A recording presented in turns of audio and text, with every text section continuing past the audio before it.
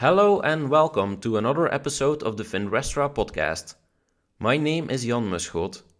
This is our first episode of December, so here's a quick recap of the European financial news of November 2021. Euro area inflation remains far above the ECB's 2% target. Dutch inflation was 5.2%, a figure not observed since 1982. The German inflation rate was the highest since 1992.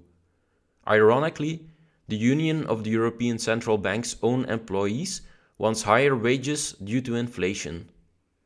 In other record news, the French stock market index CAC 40 reached a new all-time high. It has finally surpassed its peak from the year 2000. There was also some consolidation news last month. Spain's BBVA wants to buy the stake of Turkish Garanti BBVA bank it doesn't own yet. KBC buys the Bulgarian banking activities of Raiffeisen Bank International. The news of record high stock prices brings us to the topic of today's episode. European bank CEOs should be ashamed. Why? Because their stocks have been horrible investments. Despite a nice rally in 2021, most large European banks still trade 70, 80 or even 90% below their 2007 highs. Or look at banks by market capitalization. The biggest European bank, HSBC, is only worth a quarter of American JP Morgan. And you could argue that HSBC isn't even really a European bank, as most of its profit is generated in Hong Kong. What's the second largest European bank by market cap? Surely it must be a German, British or French bank, right? Nope. It's actually Sberbank of Russia. Russia, a country with a GDP smaller than Italy's. I can hear some CEOs already, how they are victims of low interest rates, low growth, overcapacity, blah blah blah.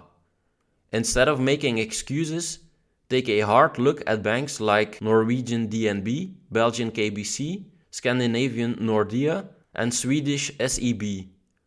Why are these relatively small banks worth more than giants like Deutsche Bank, Société Générale, and UniCredit? I know the answer, but do bank CEOs? Here's some free advice. Listen to episode 3 of the Finrestra podcast and watch the Bank in 2 Minutes series on our YouTube channel. What will they learn? That successful banks focus. They focus on a few countries. They focus on one client segment, or at least on very complementary segments. In contrast, banks with low profitability are often monsters of Frankenstein. They are part retail bank, part investment bank. They are active in dozens of countries.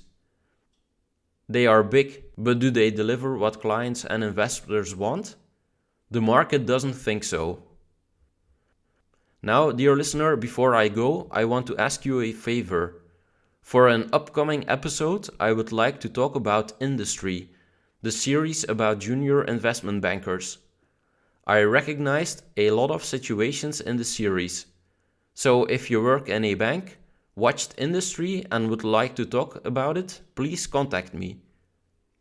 This has been another episode of the Finrestra podcast.